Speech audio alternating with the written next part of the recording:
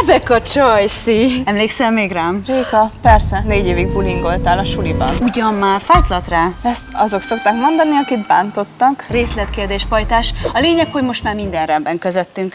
Na, vásárolnék egy pár dolgot, és tudnál esetleg adni egy kis baráti kedvezményt? Nézzük meg, hogy mikre lenne szükséged. Laminált padlót mindenképp vinnék, és valami szőnyeget, és akkor már gratisban függönyt. A laminált padlónak ezt javaslom, a többit meg majd kinézzük. És csak neked, csak most 15 és 20% kedvezményt is tudok adni. Rebecca, tudtam ám, hogy lehet rád számítani. Nem véletlenül voltunk pattársak. Nem voltunk pattársak. Pattás, osztálytárs, az ugyanaz. Ha előbb érek a függönyökhöz, akkor adsz még kedvezményt.